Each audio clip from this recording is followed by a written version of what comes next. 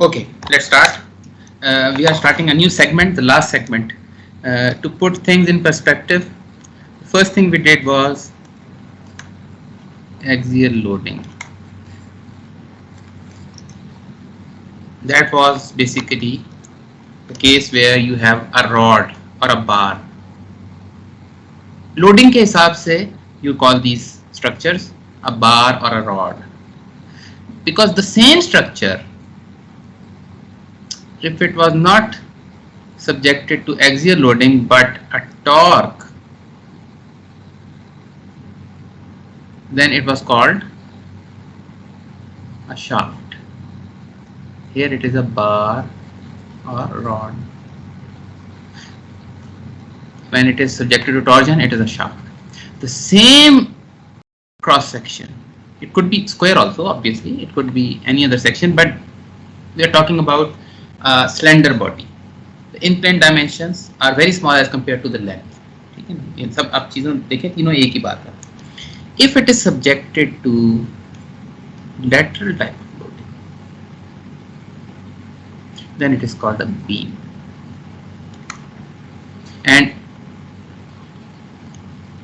axial loading, torsion, and these types of loads are called bending loads.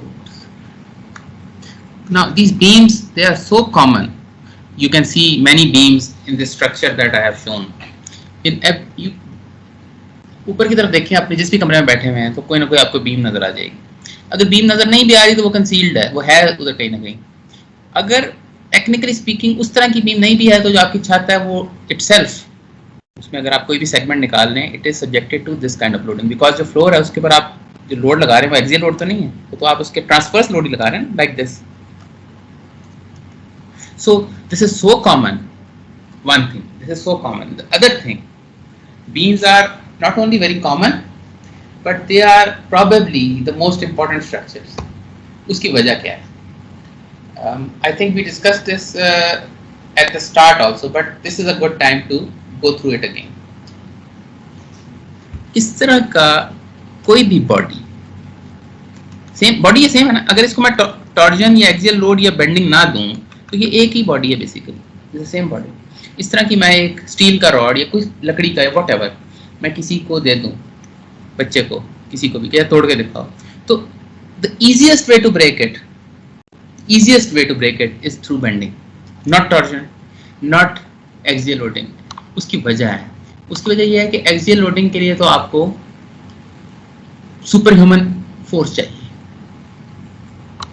एक rod आप imagine करें ना, even शीशे का रॉड, शीशा इतना स्ट्रांग तो नहीं है, strong है, शीशा is a strong material, but still even plastic, weak plastics, not very strong plastics, इसको अगर मैं आपसे कहूँ ना यार इसको खींच के तोड़ के देखो, बहुत मुश्किल है, वो लगती नहीं है फोर्स उस तरह की, ठीक है ना. yes, with some machine you can easily do it, but I'm talking about normal loads. Torsion slightly better, torsion is slightly easier to handle क्योंकि उसमें थोड़ा सा मोमेंटम आ जाता है, but again उसकी भी ग्रिपिंग स्ट्रिपिंग के मसाइल होते हैं, तो टॉर्जन से भी इतने आराम से चीज़ नहीं टूटती.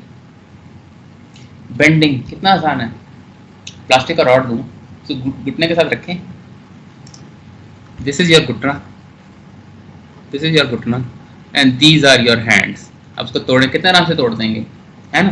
सो this is why it is very convenient. First of all why beams are so prevalent. उसकी वजह यह है कि आपने बहुत सारी चीज़ों को हाउस करना होता है, बहुत सारी चीज़ों को सपोर्ट करना होता है लोड से. सबसे बड़ी एग्जांपल छत कवर करनी है. छत में बाय डेफिनेशन लोड जो है वो लेटरल है, ठीक है ना. तो छत को किस तरह एक्सियल से बनाएंगे, नहीं बना सकते, तो बीम जरूरी तो हैं. फिर it's not just beams, the so called beams. Let's take this example and we'll take similar examples. एक शिप है, एक बहुत बड़ी शिप कोई, ठीक है ना. Now what happens? ये पानी है ना. अच्छा, now there comes a time. This is also a beam. You may not think it is a beam. Consider this. इस वक्त तो आप कहेंगे कि इस पे पानी जो है ना थ्रू आउट ऐसे है, तो अगर ये एक शिप है ना तो इस पे पानी का जो सपोर्ट है वो ये है. फिर भी ये बीम है. Obviously this is a beam because the load total body centre of gravity पे लोड इस तरह लग रहा है और उसको सपोर्ट ये सारा वाटर कर रहा है, ठीक है ना. तो बीम हो गया ना, ये एक्सियल लोड तो नहीं है, ये टॉर्जन लोड भी नहीं है. ना बट कंसिडर दिस, हाई सी, जब समुंदर जो है वो इस तरह की लहरें हो जाती हैं, right, and there comes a time when your ship is supported only on 2 points. ये ऐसा पॉइंट भी आ सकता है, ये एक जरूरी नहीं हर वक्त हो, बट ऐसा पॉइंट आता है. Now you know what is happening? This is a typical beam, यानी जो लोडिंग भी इस तरह की है, एक ये टोटल वेट इसका और ओनली 2 पॉइंट सपोर्ट. तो ये बिल्कुल जो मैंने अभी बीम बनाई थी ये वो चीज है. So you understand everything. Gear आपका गियर है ना, ये और भी टीप हैं obviously, and then there is a gear here, एक और gear wheel. What is this, note करें, इस पॉइंट पे कांटेक्ट होता है, तो अगर मैं गियर को बनाऊं तो what is this, again a transverse load, lateral load. So it is so prevalent and it is so critical. Things will break mostly by bending. Most things will break by bending. So you have to deal with this. ठीक हो गया. Now what we have to do? Again the same procedure. Axial, torque, bending. Stress आपको मालूम करना होता था, इसमें भी स्ट्रेस मालूम करना होगा, इसमें भी स्ट्रेस मालूम करेंगे, राइट. इसमें डिफॉर्मेशन विच वाज डेल्टा, इसका deformation which was phi, angle of twist, इसका भी डिफॉर्मेशन होगा, राइट, होगा, ठीक है. बट इसकी deformation unlike the deformation of axial loading which was obviously this is the load, then it extends in this direction, this is the extension. Now beam की deformation will be, अगर ये beam है, मैं अभी बताता हूँ beam किस type की हो सकती है. This deformation will be something like, load लग रहा था ना,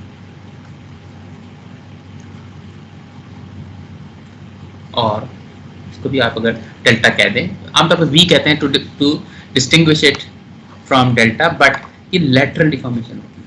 तो एक बात आपको, अच्छी खबर या बुरी खबर, वॉट एवर, दिस पार्ट, इसमें तो हमने स्ट्रेस भी किया था, डिफॉर्मेशन भी किया था. स्ट्रेस याद करें क्या था, PL over AE, sorry not this, not stress, P over A, right, और डिफॉर्मेशन था PL over A. याद है ना, ये दोनों चीजें की थी. यस, शेयर टॉर्क में स्ट्रेस था, shear stress TC over J, ये मैक्सिमम की बात कर रहा हूँ, वैसे T रो over J था, राइट, और फाई था TL over JG. बड़े सिमिलर हैं these are, ये भी दोनों किए थे. इस केस में एक गुड न्यूज़ ये है कि हम स्ट्रेस तो करेंगे अभी. ये जो डिफॉर्मेशन है ना, for certain reasons we will do in MoM 2, कोई खास रीजन है उसकी, ठीक हो गया. तो इसको हमने बेसिकली, हमारा जो काम है वो यही है बस. So after 2 main topics, axial load, torque and bending, this is the third topic, but the good thing is, हर चीज गुड और बैड होती है ना, गुड थिंग इज हमें सिर्फ स्ट्रेस करना है. लेकिन अब आ जाए जरा एक बैड चीज के ऊपर, वो भी मैं डिटेल में भी जाऊंगा. एक बैड थिंग भी बता दूं, क्योंकि I don't want to you to think कि बहुत हंकी डोरी आगे बहुत आसान नहीं. एक छोटी सी कॉम्प्लिकेशन भी है. जहाँ आसानी होती है वहाँ मुश्किल भी होती है, जहाँ मुश्किल होती है वहाँ थोड़ी सी आसानी भी होती है. So it's always like this, life is designed like that. Problem ये है कि जब आप एक्सियल प्रॉब्लम देखते हैं ना, तो you cut it hair, free body diagram बनाएंगे, ठीक है. तो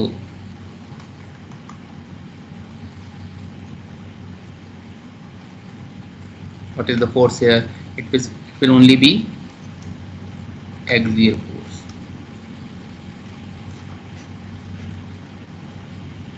टॉर्क क्वेश्चन कोई होगा, इसको कहीं पे भी कट कर लें. ये तो टॉर्क, अप्लाइड टॉर्क है, तो यहाँ भी कोई टॉर्क आएगा ना, तो again torque, axial force only, torque only. तो ये इस लिहाज से जरा सादी चीजें थी, राइट. तो इस पर क्या कॉम्प्लिकेशन आएगी बीम में? Why is beam different from these two? Why is slightly more complicated? जब लोड लेटरल आ जाता है ना तो व्हाट हैपन्स, इसको समझ लें, फिर मैं डिटेल में जाऊंगा, अभी ये सिर्फ इंट्रोडक्शन है. The difference between the two is this. जब वॉल को निकालेंगे, you remove the wall, okay, wall का इफेक्ट होगा ना. वॉल का इफेक्ट ये है कि यहाँ पे एक वी आए, ये अगर पी है तो इसको बैलेंस करने के लिए एक शेयर फोर्स आएगी ना. देखिए ना, ये नॉर्मल फोर्स थी, ये टॉर्क था, only normal force, only torque. अब ये P को बैलेंस करने के लिए एक V आएगा which will be equal to P. In this case it will be equal to P, लेकिन if there are many different P's here तो then जाहिर है ये V जो है not equal to P होगा, बैलेंस करे, right? अच्छा, but now think of this. In this case let's say it is P, same. Is that all? Summation of forces in the y direction 0 कर दिया आपने, yes. Summation of force in x direction 0 से ये आपने calculate किया था. Summation of moment about the x axis, अगर इसको हम x एक्सिस मान लें तो से आपने t कैलकुलेट किया. ये इक्वेशंस है ना इक्विलिब्रियम की. इसमें summation of force in the x direction की तो फोर्स है कोई नहीं because it's a beam, right. Summation of force in the y direction से आपने फैसला कर लिया कि okay whatever p is applied should also be balanced by this, और यहां कहीं पे भी काटेंगे जाहिर है p आएगा, right. But now complication. Axial force में जब यहाँ एक फोर्स होती है 1000 की और यहाँ भी 1000 आ जाता है तो the system is balanced, that's it. Why? Because these two are passing through the same axis, they are collinear forces. Collinear forces means the moment is not there. Moment कोई नहीं है ना. मोमेंट कहीं लगाइए जरा, मोमेंट अबाउट दिस पॉइंट ले लें तो ये दोनों फोर्सेस इसी पॉइंट से पास करें तो मोमेंट आर्म 0 है, तो दैट्स इट, मोमेंट कुछ नहीं है. The same can not be said about this. This P and this P, they are equal and opposite forces, they produce a couple. तो ये सिर्फ ये कह देना कि summation of forces in the y direction 0 से equilibrium नहीं बन, ये equilibrium की एक condition पूरी होती है, force equilibrium, moment equilibrium पूरा नहीं होता. So what this wall does, not only it provides an upward force P, but it must also provide a moment, couple moment. Why? Because this P and this P, they give this kind of a moment. This produce this kind of a moment because there is a moment arm between them. So इसको balance करने के लिए ये वाला moment wall produce करेगी, right. तो इसका मतलब ये हुआ कि इस एक लोडिंग की वजह से, सिर्फ एक लोडिंग की वजह से एक लैटरल शियर फोर्स आता है. शियर फोर्स क्यों? क्योंकि it's in the plane of the wall, and एक मोमेंट आता है. तो ये दो चीजें पैदा होती हैं जो इससे पहले आपने नहीं देखी, ना एक्सियल में देखा ना टॉर्क में देखा.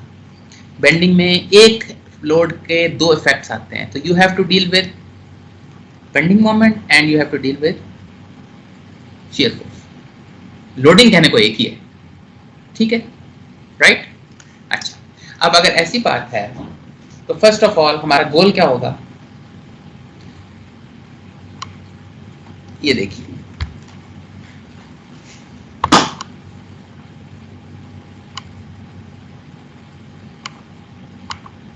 Let me sum up the goal for us. जो इस पूरे चैप्टर के गोल्स हैं, लेकिन उससे पहले खास तौर पर जो पहले सेगमेंट के लिए गोल्स हैं उनको हम जरा लेट्स कंसिडर देम. ठीक है, मैं जरा लिस्ट कर दूं ताकि फिर हम जरा प्रॉपर एनालिसिस में चले जाएं.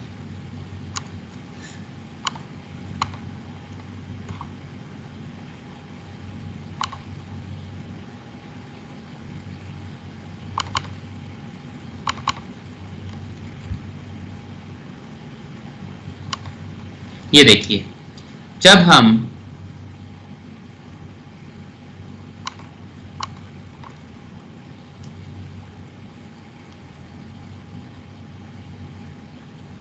याद कीजिए एक्सियल फोर्स प्रॉब्लम याद करें तो हम इसका एक एक्सियल फोर्स डायग्राम बनाते होते थे कि फॉर ये ऐसे है फिर ऐसे, what ever this kind of. याद आपको?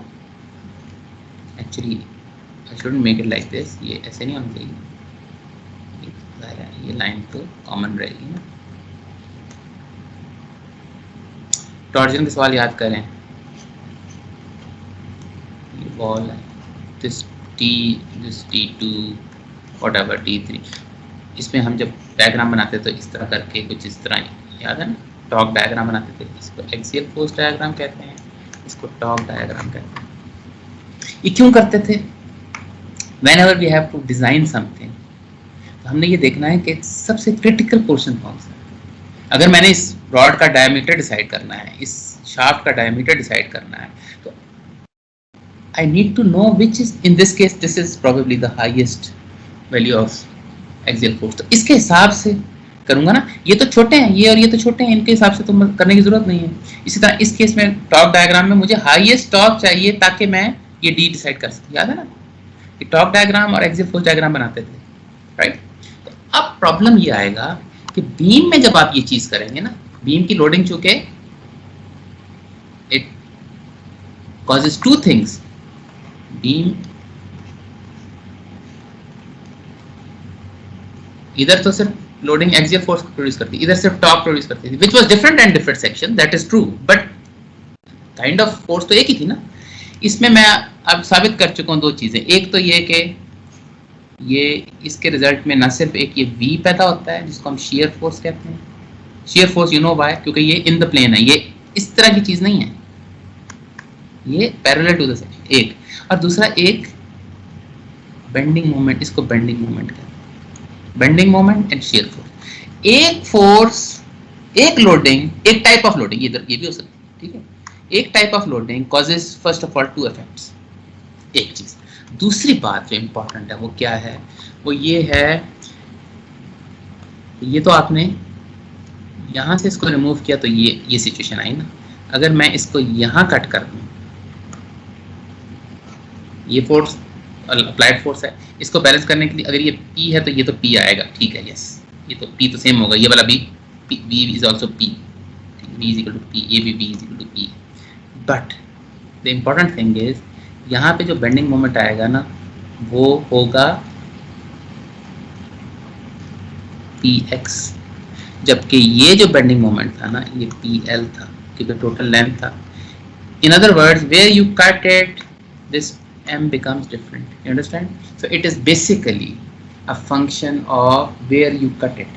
यानी वहां तो कम से कम ये था ना एक्सियल फोर्स में, तो ये था डायग्राम में कि जहां अप्लाइड फोर्स लगती थी उसके बीच में कम से कम जनरली स्पीकिंग एक कांस्टेंट होता था। ऑल्दो उसमें भी अगर हम वो रेजिस्टेंस ऑफ सॉइल वगैरह करें तो उसमें ऐसे चेंज होता था, ठीक है ना। बट यहाँ तो इवन जो कॉन्सेंट्रेटेड फोर्स है वो भी depending on where you cut it the value will be different. So इसको देखने के लिए कि एक बीम में कितना स्ट्रेस, मतलब स्ट्रेस पे तो बाद में बात आएगी ना, एक बीम में क्या चीज हो रही है, हमें टू डायग्राम रिक्वायर्ड है। shear force diagram which gives you the distribution of shear force as we move along the axis। तो आप देखें कि shear force कैसे चेंज हो रही है, क्योंकि यहाँ भी मकसद वही है कि आपने highest shear force देखनी है कहाँ पर है, उसके हिसाब से डिजाइन होगा ना। and then you have to see the moment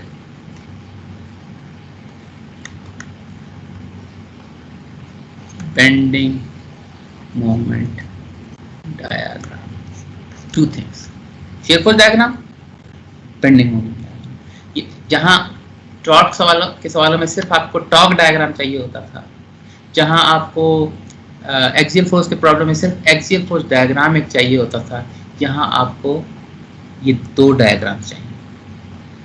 ठीक हो गया। अच्छा, इस पे मैं ज़ाहिर अभी आऊँगा कैसे बनाते हैं। तो फर्स्ट अभी जो आपके जहन में बात फर्स्ट चीज़ बैठनी चाहिए वो ये है कि डिफॉर्मेशन हमने इस बार नहीं करनी इस कोर्स में, हमने इसमें सिर्फ डायग्राम पे सिर्फ स्ट्रेस करना है। लेकिन स्ट्रेस को हम छेड़ेंगे नहीं अभी इस वीक में, बिल्कुल टच ही नहीं करेंगे स्ट्रेस को। स्ट्रेस की बात आएगी इंशाल्लाह, but before that we should be able to be we should have this capability of drawing the distribution of shear force along the beam which is changing throughout generally speaking, and bending moment along the beam which is changing। ये trivial questions नहीं है। Axial force और torque में ना ये trivial से question है, मतलब आप कट करते थे वो कुछ निकल आते वो सीधे सीधे डब्बे डब्बे बन जाते, राइट। यहाँ पे इट्स अ मेजर थिंग। अभी आप देखिएगा ये जरा कॉम्प्लिकेशंस इसमें शामिल है। ठीक हो गया। तो एक चीज, दूसरी बात यह है कि इंशाल्लाह जब ये दो चीजें हम डील कर लेंगे तो फिर अगले वीक्स में इंशाल्लाह हम इसको फिर स्ट्रेस के साथ कैसे लिंक करना है, ठीक है ना। अब उसमें just an example, axial force diagram में मैक्सिमम फोर्स लेके आप उसको ए से डिवाइड करते तो स्ट्रेस आता था ना, जो क्रिटिकल स्ट्रेस होता था। बाकी तो फोर्सेस कम है वो तो क्रिटिकल नहीं होंगे। शियर फोर्स जहाँ पे वो टॉर्क आता था, उसमें आप मैक्सिमम टॉर्क को लेके ये फार्मूला यूज करके देन यू डिसाइडेड कि कितना शियर स्ट्रेस है, क्योंकि जाहिर है मिनिमम टॉर्क वाले सेक्शंस तो क्रिटिकल नहीं होते, ठीक है ना। तो ऑब्वियसली ये जो अब हम ये शियर फोर्स डायग्राम और बेंडिंग मोमेंट डायग्राम से जो हमें मैक्सिमम वैल्यूज आएंगी, इसको भी हम कोई फार्मूला यूज करके निकालेंगे ना। विल सी कि क्या अच्छा इसका लिंक क्या बनता है। जैसे यहाँ टी का लिंक टॉ के साथ क्या था, टी का लिंक सिग्मा के साथ क्या था, तो यहाँ भी इन दोनों का कोई ना कोई लिंक बनेगा ना स्ट्रेस के साथ, वो हम देखेंगे। अभी मैं उस तरफ आपको लेके जाना नहीं चाहता फिलहाल। फर्स्ट स्टेप क्या है, पहले मैक्सिमम बेंडिंग मोमेंट और मैक्सिमम शियर फोर्स को आइडेंटिफाई लोकेट करने के काबिल तो हो जाए, and before we do that we need to have this capability कि how loading affects bending moment, how loading affects shear force, right? तो ये बेसिकली बड़ी तमहीद हो गई जो हमने क्या क्या करना है इसमें, ठीक है। अच्छा, अब इसमें भी हम जो लिमिटेशन है हमारी, जो पहली लिमिटेशन या जो assumption है वो ये है कि we will be considering straight members। ये वही assumption है जो हमने इससे पहले एक्सियल में भी ली। एक्सियल में भी हमने कोई टेढ़े मेढ़े मेंबर नहीं लिए थे, सीधे सीधे मेंबर लिए थे, ठीक है। The material will be linear, elastic, homogeneous। ये भी as such कोई नई वो नहीं, यानी इस तरह की बीम हम नहीं डील करेंगे जो ऐसे, नहीं, स्ट्रेट होना चाहिए। थोड़ा टेपर हो सकता है, वो कोई इशू नहीं है, बट होना स्ट्रेट चाहिए, ठीक है। और मटेरियल उसका लीनियर इलास्टिक होमोजेनियस, यानी what happens after this we are not interested, यहाँ तक लीनियर इलास्टिक। होमोजेनियस कोई ऐसे नहीं है बीच में क्रैक्स हैं या कुछ है, ठीक है। तो ये हमारी फर्स्ट जो assumption, इसकी बेस पे सारा कुछ होता है। इसमें अच्छी खबर ये है कि these are the same assumptions that we always do for all problems, तो इसमें नई बात नहीं, ठीक हो। अच्छा, अब जरा देख लें बीम्स की टाइप कौन कौन सी हम डील करें। बीम जाहिर है जब आएंगे तो बीम में तो बहुत सारे टाइप्स है ना। तो एक टाइप तो ऑब्वियसली सिंपली सपोर्टेड बीम, ये बहुत आप कॉमनली यूज करेंगे, ये आपने पहले भी स्टैटिक्स वगैरह में देखा हुआ है। सिंपली सपोर्टेड बीम में क्या होता है कि यहाँ पर आप, तो मैं इसको अलग करूँगा इस सपोर्ट से, तो यहाँ पर ना इसको ये जो फ्लोर है ये इसको ना नीचे ऊपर जाने देता है ना इसको लेफ्ट राइट जाने देता है, because it's a pin joint. तो पिन जॉइंट दो फोर्सेस, रेजिस्टिंग फोर्सेस देता है, मोमेंट नहीं देता। मोमेंट क्यों नहीं देता? क्योंकि इसको अगर आप ऐसे करके मूव करें तो ये पिन है ना, तो it will allow the angle change. So if angle change is allowed then there is no resisting moment, right. अच्छा, इस साइड पर चूंकि सिर्फ रोलर सपोर्ट है, रोलर जॉइंट है, तो ये सिर्फ आपको एक फोर्स, यानी ये रोलर है ना, तो इधर जाने की इजाजत है इस point, right. You understand this, ये कोई नई बात नहीं है, जस्ट एक किस्म की रेपिटेशन है। But what I want you to see here is these are the beams that we are going to study in this course. और ये सारी तकरीबन सारी बीम्स यही इन्हीं के कॉम्बिनेशन से बन जाती हैं। और भी नाम बस एक दफा फिर याद कर लीजिए, पहले को हम सिंपली सपोर्टेड बीम कहते हैं, दूसरे को हम कैंटिलीवर बीम कहते हैं। ये भी आपने बहुत देखी हुई है अपने कोर्सेज में। इसकी तो एग्जांपल मैं आपको पहले भी दे चुका हूँ कि ये जब आप वॉल को रिमूव करेंगे तो वॉल एक तो इसको, फॉर एग्जाम्पल ये लोडिंग है तो इसके मुकाबले में एक तो रेजिस्टिंग फोर्स देती है ताकि ये नीचे ना जाए, और उसके इस फोर्स और इस फोर्स के बीच में एक कपल बनता है इस तरह का, जिसको रेजिस्ट करने के लिए वॉल, अब देखें ना ये मोमेंट ये इधर सिंपली सपोर्ट नहीं देती, सिंपल सपोर्ट, ये ओनली फिक्स सपोर्ट देती है, फिक्स सपोर्ट, ये वॉल सपोर्ट कहते हैं। जैसे आपने एक बीम को वॉल में वेल्ड कर दी है या वॉल में सुराख करके उसको अंदर फंसा के तो उसमें कोई सीमेंट भरती है, दैट काइंड ऑफ, राइट। अच्छा, उसके बाद आगे चलें, एक और कॉम्बिनेशन हो सकता है, मतलब वो इन्हीं का एक मिक्सचर समझ लें आप, और बाकी सारी बीम्स तकरीबन इन्हीं के फिर मिक्सचर्स हैं, right. If you understand roller support, if you understand pin support, if you understand fix support, ये तीन सपोर्ट मेजर सपोर्ट्स हैं, ठीक है। इसमें क्या है, सिर्फ ये हुआ है कि सिंपली सपोर्टेड टाइप की चीज़ है, बट ओवर हैंगिंग, ये थोड़ा सा पोर्शन ओवर हैंगिंग, ठीक है। तो इसमें भी कोई एज सच बड़ा फर्क नहीं आता, राइट। अच्छा, अब I think you you will be able to do this kind of thing. कोई ऐसा मसला नहीं, ठीक है ना। आगे चलें। Now we come to the sign convention, ठीक है। अब जाहिर है साइन कन्वेंशन क्यों रिक्वायर्ड है। अगेन वही वाली बात, जब हमने एक्सियल, मैं आपको everywhere I will give you the example of axial problems and torque. ये फोर्स है, ये फोर्स है, ये फॉर एग्जांपल, ठीक है ना। तो हम पहले तो हमने ये किया कि वॉल रिमूव की, ये फोर्स तो लग रही है, ये भी लग रही है, ये भी लग रही है, तो लेट्स से इधर ये साइन, ये डायरेक्शन आती है वॉल की, वो हमें जाहिर है ये नंबर्स बताएंगे। These numbers will tell us whether this is to the left or right. ये तो नंबर से फैसला होगा ना। वॉल पुश देती है, पुल देती है, ठीक है ना। अच्छा लेट्स से ये आ गया। नाउ कंसीडर दिस, हमने जब एक्सियल फोर्स डायग्राम बनाना होता था, we not only want to know what is the axial force in this section, ये तो हमें उसके साइन भी चाहिए होते थे। सिर्फ ये नहीं है कि बस मैग्नीट्यूड, हमें कंप्रेशन टेंशन का भी पता होना चाहिए, right.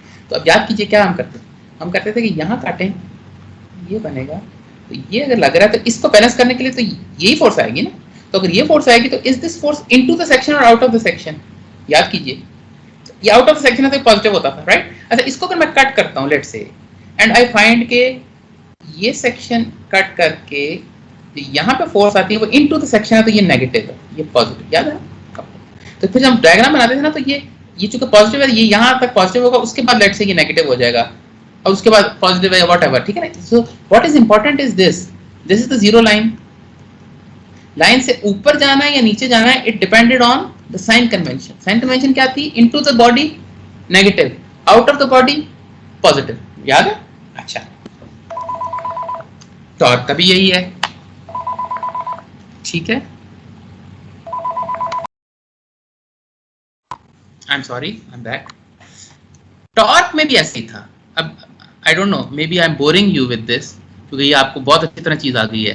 But if I'm boring you, तो then it's a good sign. I'm happy because if you are bored by something, it means आपको बहुत अच्छी तरह आती है वो चीज। If this is a situation, total repetition है ये, आप पहले वॉल्स को आजाद करते हैं, ये तो अप्लाइड हैं, ये तो लग ही रहे हैं, और लेट्स से इन टॉर्क्स की मैग्नीट्यूड से फैसला होगा कि ये ऐसे है या ऐसे है। बहरहाल लेट्स टेक ब्लू वन, ये ऐसे है, ठीक है। अच्छा इसमें भी हम यही करते थे, पहले हम यहाँ काटते थे, जब यहाँ काटते थे तो जाहिर है ये तो लग रहा है, इसको बैलेंस करने के लिए ये ऐसे आएगा, इसका जरा उंगलियां कर्ल करें तो ये इनटू द सिस्टम जा रहा है, तो इसका मतलब नेगेटिव है। इधर कट करें, आउट है तो पॉजिटिव है, इन है तो नेगेटिव है, ठीक है। इसका नतीजा भी होता था कि हम जब इसका डायग्राम बनाते थे ना ऐसे, तो हम ऐसे करते थे, फॉर एग्जांपल यहाँ तक नेगेटिव है, फिर पॉजिटिव है, फिर व्हाटएवर, ठीक है ना। इसमें से जो मैक्सिमम होता है ले लेते थे, राइट। तो ये sign, again sign convention was important, into my negative, out positive, right. अच्छा ये क्लियर है ना बात। ऑब्वियसली जब हम शियर फोर्स और बेंडिंग मोमेंट डायग्राम बनाएंगे तो यहाँ भी आप साइन कन्वेंशन चाहिए होगा ना, स्टैंड्स टू रीजन कि इसमें भी हमें साइन कन्वेंशन चाहिए, ठीक है ना।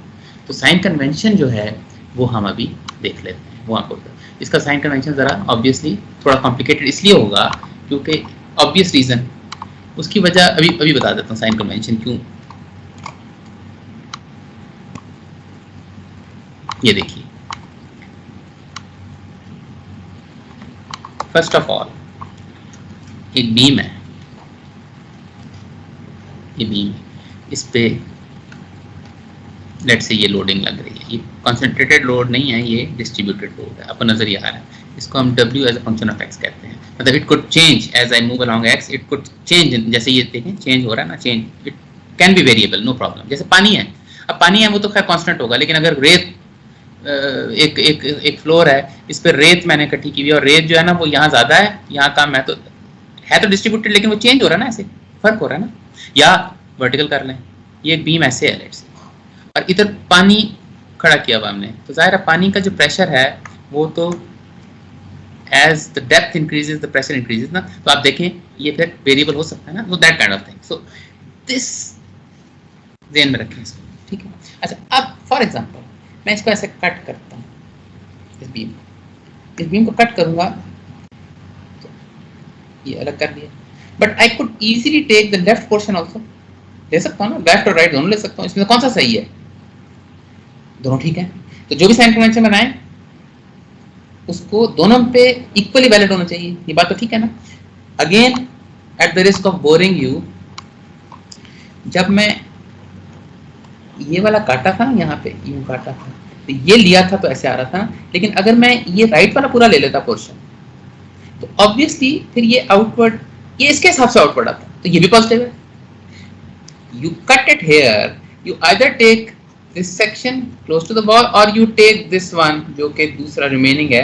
तो अगर इसमें ऐसे आ रहा है तो ऑब्वियसली ऐसे ही आएगा ना, बैलेंस इन्होंने भी तो आपस में होना है। So either way you look at it, it was positive, और अगर नेगेटिव है तो either part of the body you take, it should be negative, ठीक है ना। ये the same story goes for torsion, यानी इनटू द सिस्टम, अगर ये वाला शाफ्ट आ रहा है, ये वाला इनटू द सिस्टम, तो अगर मैं यहां से कट करके ये वाला पोर्शन ले लेता ऐसे, तो इसमें भी टॉर्क इनटू द सिस्टम ही आता है ऐसे करके, क्योंकि इसने और इसने भी बैलेंस आउट होना है जब ये मिल जाएंगे, राइट।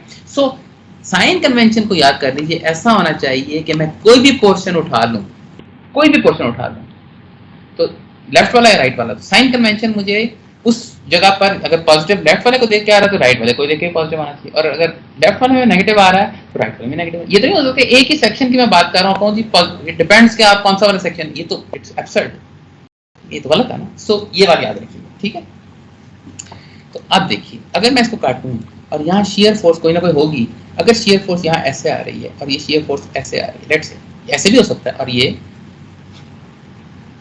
ऐसे भी हो सकता है, यही दो कॉम्बिनेशन हो सकते हैं। क्यों?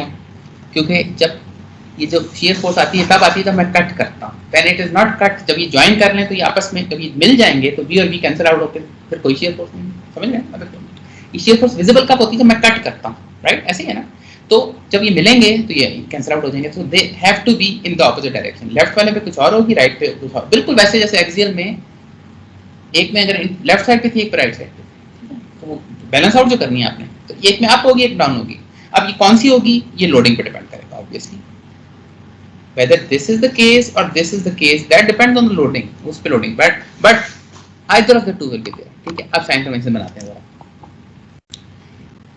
साइन कन्वेंशन ये है कि this is positive bending moment, shear force, and this is negative shear force। क्यों, अभी बता देता हूँ।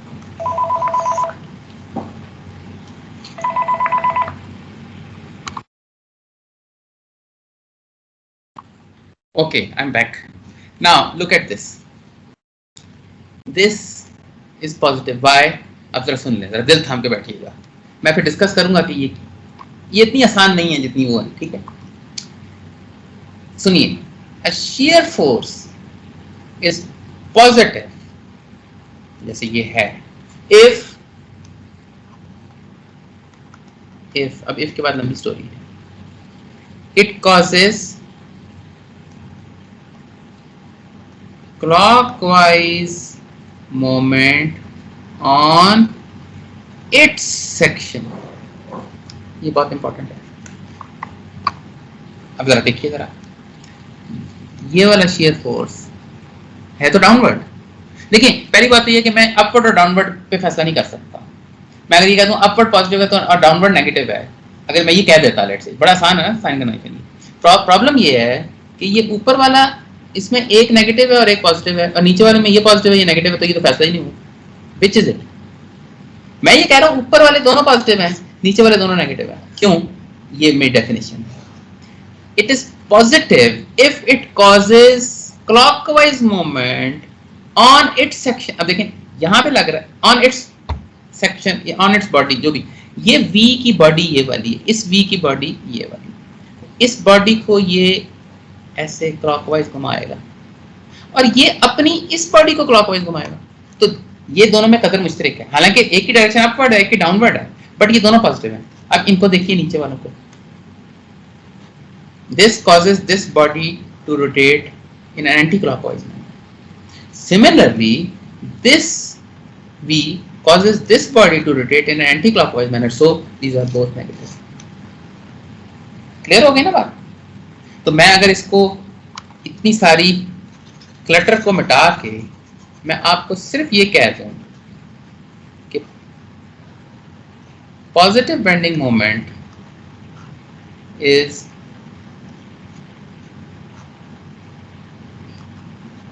this shear force, not bending moment, positive shear force convention. ये कन्वेंशन है, ये हमने फैसला किया है, ये कहीं से उतरा नहीं है. यानी you could easily say the opposite, वो भी हम कर सकते हैं, बट हमने कोई ना कोई डिसाइड तो करना है ना. ये बिल्कुल ऐसे है जैसे you always drive on the left side of the road. Pakistan में, इंग्लैंड में भी on the left hand side of the road, but in USA you have to drive on the right hand side of the road, right? तो इसमें right कौन सा है, wrong कौन सा है, ये कहीं से आसमान से उतरी चीज नहीं, कन्वेंशन है, just a convention. We do it so that when I make a shear force diagram and you see a shear force diagram and there is something positive there, then you know what is happening physically. Otherwise हम उल्टा भी कर लें, but then अगर उल्टा करते हैं फिर हम सब एक कम्युनिटी को उस एक खास कन्वेंशन को फॉलो कर, वरना अगर आप कुछ और फॉलो कर रहे हैं, मैं कुछ और कर रहा हूँ, फिर हमारे आपस में कम्युनिकेशन कैसे होगी? This is only just a protocol for communication. Otherwise ये कोई पॉजिटिव नेगेटिव से कोई फर्क ऐसा पड़ता नहीं, इसको उल्टा कर लो तब भी ठीक है, बट हमारी कन्वेंशन यही होगी. ठीक हो गया? अच्छा, अब पहले भी आपसे कहा था सिर्फ shear फोर्स तो नहीं है इसकी, उसमें तो एक्सियल फोर्स में तो आपको बस एक्सियल फोर्स की साइन कन्वेंशन पता चल जाए, दैट्स इट.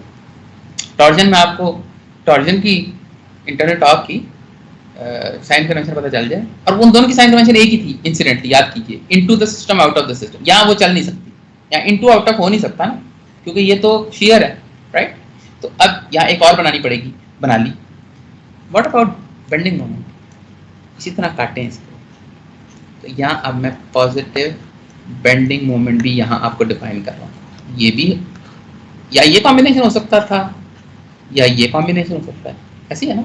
ये तो यानी इन दोनों में भी तो आपस में बैलेंस आउट होना है ना, तो या तो ये ऐसे होगा जैसे ये बना हुआ है, या ये ऐसे होगा जैसे यहाँ बना हुआ है, राइट? तो this one is negative bending moment, ये भी हमारी कन्वेंशन है. This is positive bending moment, ठीक है?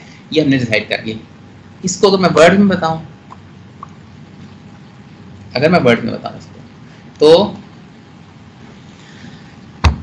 पॉजिटिव बेंडिंग मोमेंट,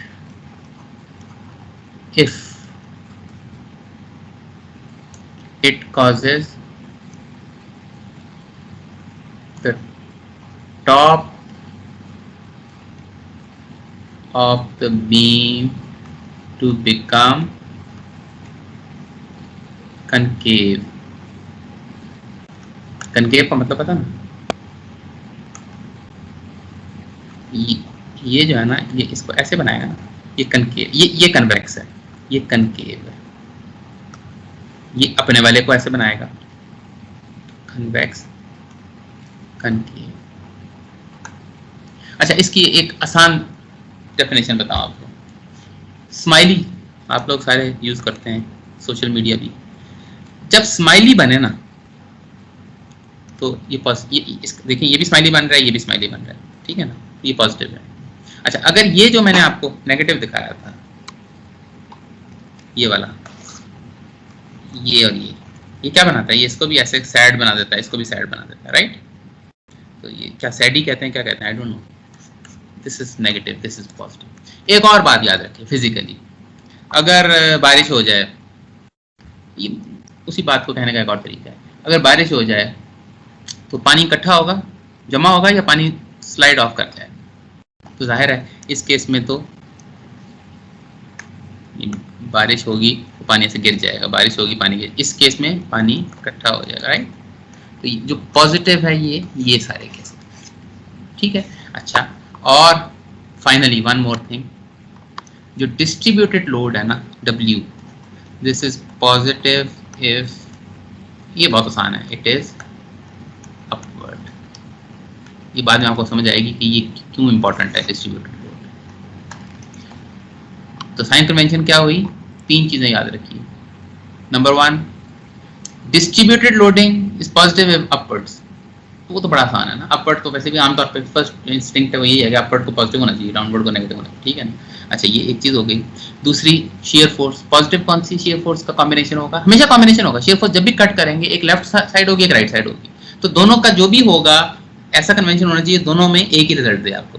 तो ये भी और ये भी एक काम कर रहा है। वो क्या कर रहा है, अपने अपनी बॉडी को क्लॉकवाइज मोमेंट दे रहा है, तो ये दोनों पॉजिटिव है। नहीं, जाहिर है एक ही पॉइंट है तो पॉजिटिव ही होंगे दोनों। अच्छा, बेंडिंग मोमेंट अपनी अपनी बॉडी को ये कनकेव साइड अप या पानी जमा हो जाए या स्माइली बनाते हैं। क्लियर है ना ये बात? This is sign convention. ये साइन कन्वेंशन क्यों इंपॉर्टेंट है, ये मैं आपको पहले बता चुका हूँ कि sign convention is very important, because sign convention के बगैर आप मैग्नीट्यूड मालूम कर लेंगे किसी भी पॉइंट पर, what do you do then? इसको साइन, इसको जीरो लाइन से ऊपर प्लॉट करना है, नीचे प्लॉट करना है, क्या करना है? जो टॉप में करते थे तो नहीं पता ना। So this is what we basically want to do and we have done it. Sign convention decide हो गया, आगे चलते हैं। कोई क्वेश्चन इसमें पूछिए।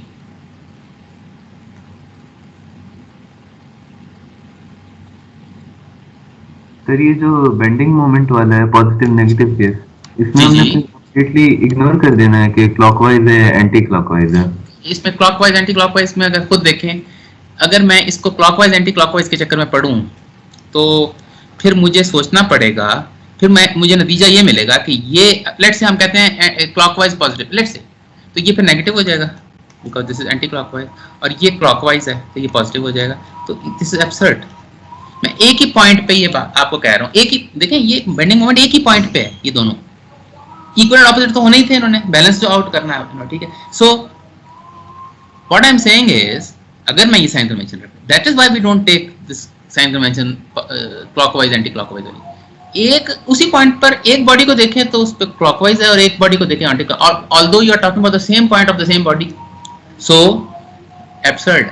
सो this is why we went out of the way to get rid of this. जिस तरह हमने ऊपर वाले डायग्राम में इसको हम कहते थे प्लस अपवर्ड है तो पॉजिटिव है, डाउनवर्ड है तो नेगेटिव है, ये अगर हम कह देते तो फिर वही मसला आ जाता कि भाई एक ही पॉइंट पर एक अप है एक डाउनवर्ड, तो ये तो कोई साइन कन्वेंशन नहीं। साइन कन्वेंशन ऐसी होनी चाहिए जो दोनों तरफ से एक रिजल्ट दे। अब आप देखें, ये जो लेफ्ट वाला मोमेंट है ये अपने बॉडी को कॉन्केव अप साइड अप बना सकता है, और ये जो है ये अपनी वाली बॉडी को कॉन्केव साइड अप करता है। So both give you positive, और अगर इसके ऑपोजिट होंगे ये वाले तो they will both give you negative. Same story goes with this, ठीक है ना। So you should always consider these sign convention, up और डाउन, क्लॉकवाइज एंटी क्लॉकवाइज के चक्कर में नहीं पड़ना आप। ओके, ठीक है, ठीक है। अच्छा, अब हम जरा आगे चलते हैं। नाउ वी गो टू, अच्छा ये देखिए, before we move on, first of all let's see the loading types. क्या क्या लोडिंग टाइप्स हम डील करेंगे। अभी मैंने पहले बीम्स दिखाए आपको, क्या क्या बीम्स डील करेंगे, ठीक है ना। फिर हमने ये भी देखा कि कौन कौन से डायग्राम्स बनेंगे, राइट। अब हम आ जाएं ज़रा, what kind of loadings can be there, फिर उसके हिसाब से हमने अपना पूरी थ्योरी बनानी है ना। तो थ्योरी बनाने के लिए लोडिंग ज़रा देख लीजिए। There could be a concentrated force like this, ये भी बीम होती है तो इस तरह की लोडिंग होती है ना, इस तरह की, इस तरह की, इस तरह की, ठीक हो गया। अच्छा, there could be a concentrated couple like this, ये है ना, इसको ऐसे कोई, ये कैसे लगेगा, मतलब फिजिकली अगर देखें कि मैं यहाँ पे अगर कोई, जिस तरह साइकिल का पेडल नहीं होता, इस तरह कोई चीज़ लगा के इस तरह मैं अगर फोर्स लगाऊं तो ये बेसिकली एक कपल प्रोड्यूस होगा ना, एक मोमेंट टाइप चीज प्रोड्यूस होगी। This is different from this, is F is different, this am not, ये कपल है, ठीक है। ये भी हो सकता है किसी पॉइंट पर, ठीक है। और तीसरी किस्म की लोडिंग क्या होगी, डब्ल्यू, ये जी हमने ऊपर बात की है कि ये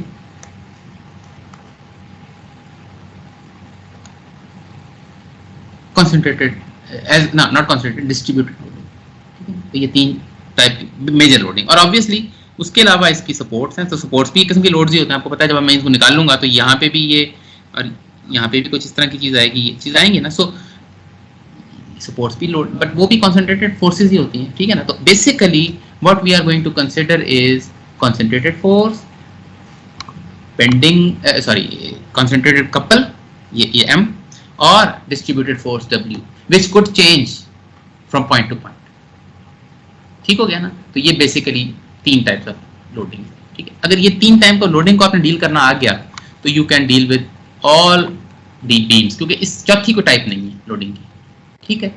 अच्छा, अब हम जरा कुछ और कंडीशन देखें, हम क्या क्या देखेंगे, ठीक है। फॉर एग्जांपल ये मैं दोबारा बना देता हूँ,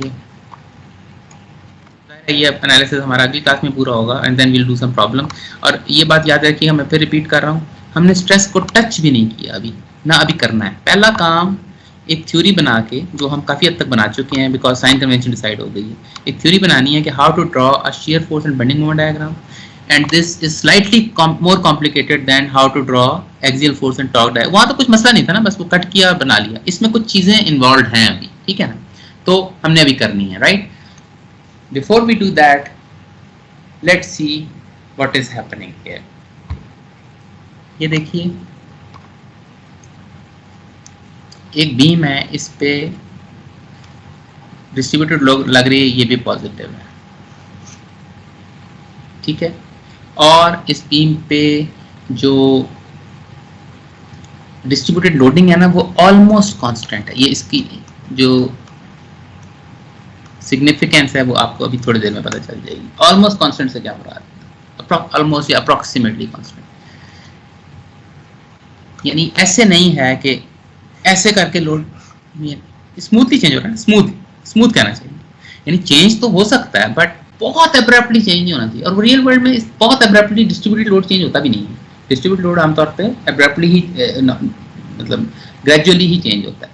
जहां तक ताल्लुक है इन फोर्सेस का, ये तो एब्रप्टली लगती हैं, तो है ही बाय डेफिनेशन, ये तो एक पॉइंट पे लगती है और ये भी एक पॉइंट पे लगती है, तो ठीक है, ठीक हो गया ना, ये हो गया, राइट। अब इसको जरा डायग्राम को देख लीजिए, ठीक है। हमारा टाइम कितना रह गया, how much time to go, 2 minute. अच्छा 2 मिनट में तो, अच्छा 2 मिनट है तो बस फिर मैं आई स्टॉप हियर। इसकी जो एनालिसिस है ना कि इफ आई एम गिवन, बस मैं सिर्फ ये बता दूं ये प्रॉब्लम मैं कर क्या रहा हूँ। अगर मेरे पास इस तरह का एक बीम आ जाए जिसमें हर तरह की लोडिंग मौजूद है, ये 3 लोडिंग हो सकती है ना, एक कॉन्सेंट्रेटेड फोर्स है, एक कॉन्सेंट्रेटेड कपल है और एक डिस्ट्रीब्यूटेड, ये है ना। आई वांट टू मेक ये जीरो लाइन, एक shear force डायग्राम बनाना चाहता हूँ। यह कैसे बनेगा, ऐसे कैसे बनेगा, हाउ, जिस तरह एक्सियल डायग्राम बनाया था। अच्छा, और एक फिर बेंडिंग मोमेंट डायग्राम भी बनेगा, वो किस तरह का डायग्राम होगा मतलब मुझे नहीं पता अभी, ठीक है। दिस इज आवर गोल, ठीक है। उसके लिए जाहिर है कोई टेक्निक चाहिए ना, कि अगर यहाँ फोर्स हो तो क्या करेंगे इसको, अगर यहाँ ये मोमेंट आ रहा है इधर क्या होगा, तो ये देखना ना अभी। तो ये हम इसकी थ्योरी डिवाइस करें, ये हम इंशाल्लाह अगली क्लास में शुरू में ही डिवाइस कर लेंगे and then we'll do some problems, ताकि हम ये आउट ऑफ द वे कर लें। Once this is out of the way, उसके बाद जो नेक्स्ट वीक्स जो 2 रह जाएंगे, उसमें जो हमारा काम होगा ना, वो सिर्फ इतना सा है कि आपके पास एक मैक्सिमम वी आ जाएगा, ये वी का डायग्राम है, एक मैक्सिमम एम आ जाएगा, ये एम का डायग्राम। अब इधर से कैसे स्ट्रेस कैलकुलेट करना है वो एक चीज रह जाएगी, तो वो हम कर लेंगे। अभी हम उसको करने का फायदा इसलिए नहीं है कि वो फिर क्लटर कर देगा, राइट। अच्छा, और ये मैं आपको फिर बता दूं कि ये हमने बस इतना ही करना है, ये हमारा आखिरी टॉपिक उस यानी this one is the last. ये जो अभी हम कर रहे हैं ये वाला, ये सेकंड लास्ट टॉपिक है। और कोई अगर इन केस कोई वरी कर रहा है कि यार वो जो डिस्प्लेसमेंट की तो आनी है, सिर्फ ये सिग्मा तो नहीं करना ना, तो मैं बता चुका हूँ कि डिस्प्लेसमेंट हमने मॉम 1 में करनी ही नहीं है। उसके रीजंस बाद में आ जाएंगे कि क्यों मॉम 2 में करनी, there is some reason for that, but वो भी करना ही नहीं है, ठीक हो गया। तो any questions from your side? अभी तक कुछ किया नहीं, बस एक साइन कन्वेंशन बनाई है।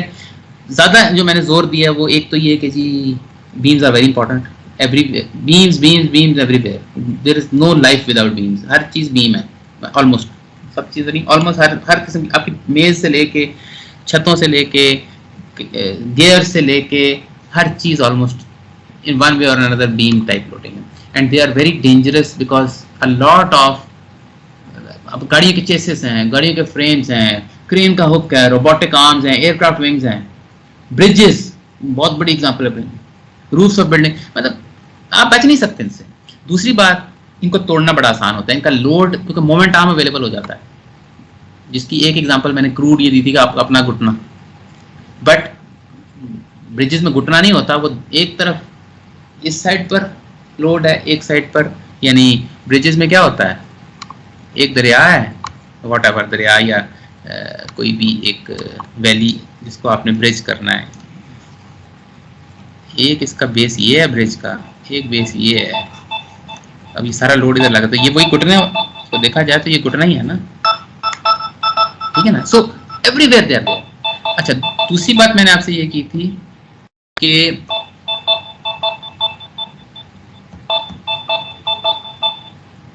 कही थी कि इसमें जो कॉम्प्लिकेशन ये है कि इस लोडिंग, ये जो लेटरल लोडिंग होती है, इसका एक मसला होता है कि ये कपल्स प्रोड्यूस होते हैं because equal and opposite forces systems बन जाते हैं, तो इसमें फिर शेयर फोर्स नहीं आता, बेंडिंग मोमेंट भी आता है। ये कॉम्प्लिकेशन थी, तो आपको 2 डायग्राम चाहिए। और फिर थर्ड चीज ये थी कि हमने साइन कन्वेंशन बनाने, because whenever you want to draw a diagram, whether it's a shear force diagram or a torque diagram, bending moment diagram or torque diagram or axial force diagram, you also need to know whether it is positive or negative। इसके लिए हमने sign convention बना ली। अब इसके आगे जो है थोड़ा सा काम है, वो हम करेंगे इंशाल्लाह अगले वीक में, अगली क्लास में इंशाल्लाह। तो अगर there is no question then let me stop the recording.